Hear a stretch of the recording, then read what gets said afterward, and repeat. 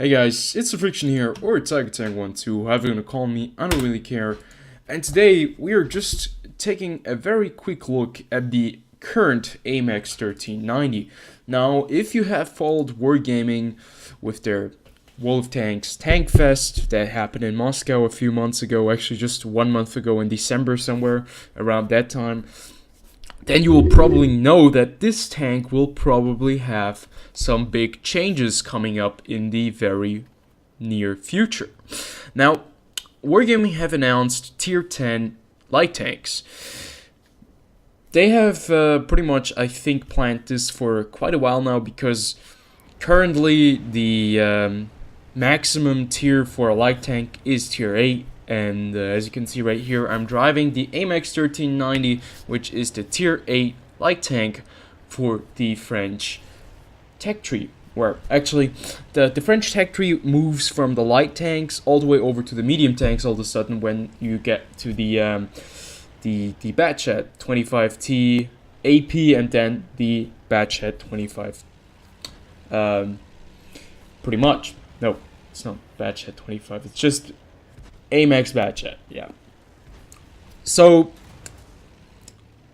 matchmaking wise, it always has been a challenge for Wargaming to put light tanks into matches where they could actually do their job in. And light tanks, their main role is to scout. Now, with the AMX 1390 and the RU251 or the T54 lightweight or the T49, you have tanks that have very, very nice armaments. This tank is currently running around with a 90mm autoloading cannon that has a clip of 6 rounds. Well, that has clips with 6 rounds each. And what you can see right here is the incredible power that you can unleash on enemy teams or enemy targets with those 6 rounds in your clip. And you can just see how fast we just took out the T34/1. The same goes for the TVP VTU.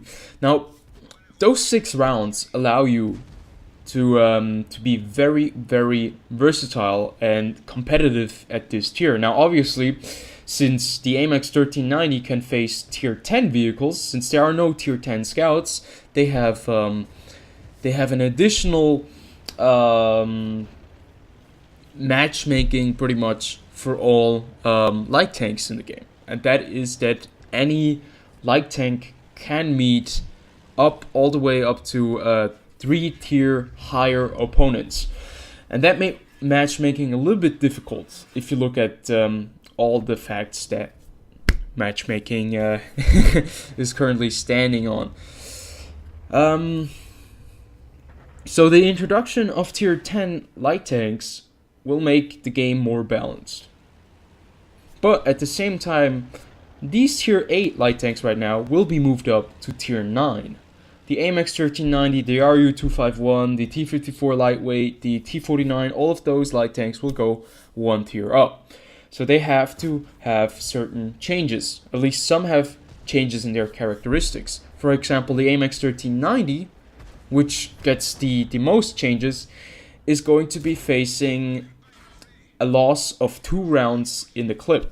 And that is actually a big difference, because you'll be at Tier 9, so you will not be facing Tier 6 opponents anymore because of the 2 tier difference, and you will only be running around with 4 rounds in your clip.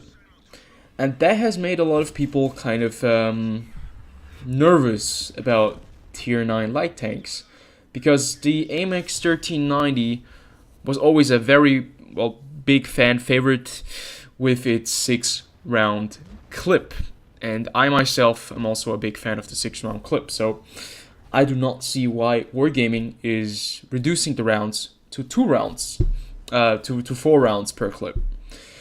They explained it with the notion that scouts should be scouting, and only in the most dire situation should they be going into active engagements,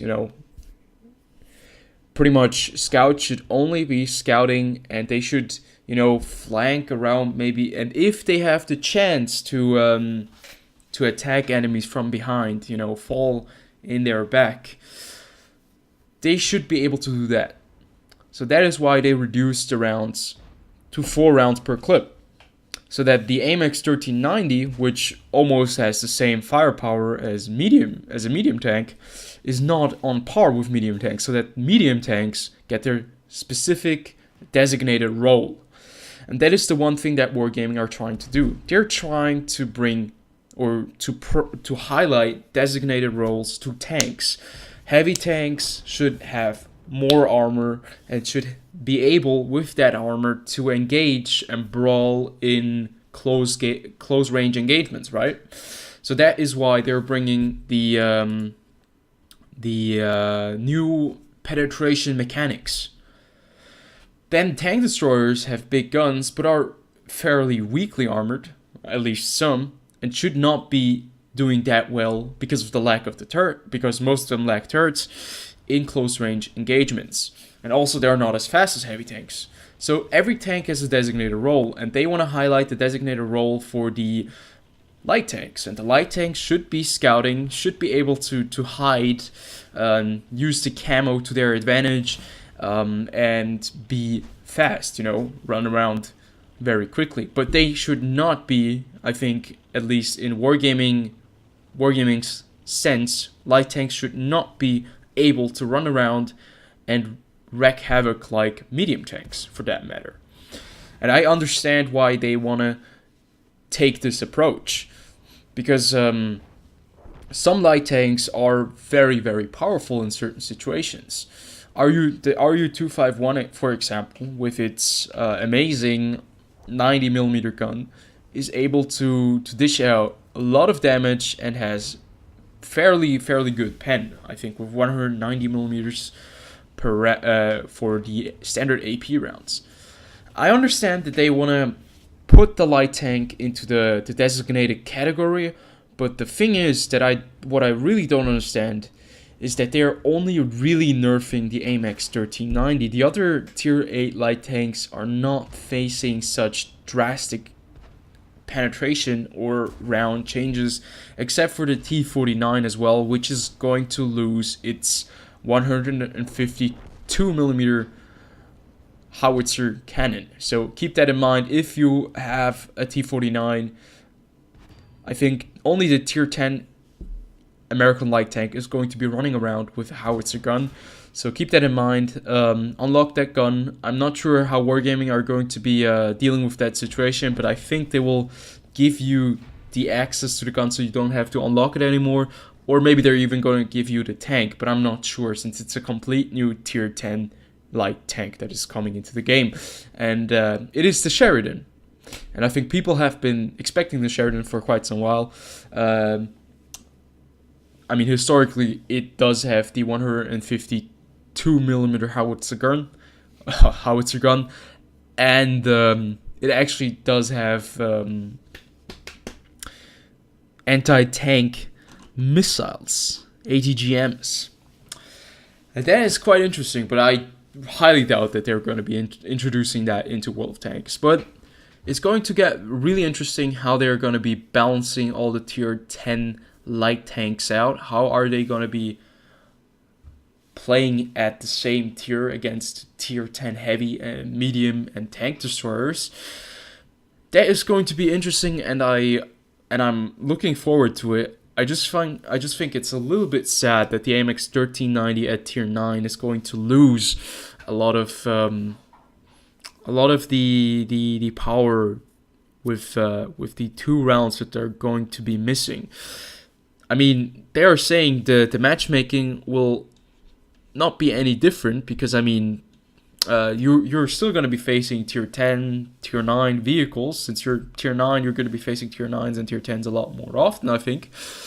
But you will not be facing tier 6 tanks anymore. And that's gonna be interesting how this tank will fare against such high competition, because right now you'll still see some tier 6 vehicles, some tier 8, you see tier 10s as well, but not as often, I think. But we will see how Wargaming are going to balance those things out. I think the super test will also address those issues, but I'm not sure. I'm not a super tester. I'd love to be a super tester, but I have no idea. I have to sign up for that. I think I already signed up once, but I never got a message back. So, yeah. We'll see in the near future. Wargaming will probably bring some more information. Until then, I just find it kind of sad that this tank is losing 2 rounds, and that I just finally unlocked the T49 with the Top Gun, and that I already have to say goodbye to the Top Gun because they're going to be introducing the tier 10 variant. Well, I guess it's my fault for unlocking the tank at such a late time. I mean, it has been around for 3-4 years now, and only right now I've decided to grind that thing out. So yeah, I hope you guys enjoyed this little information video. Up until next time, I'm not sure what I'm gonna be uploading next, but I'm gonna try to upload another video as soon as possible. And until then, have a nice one, and I'll see you guys on the next video.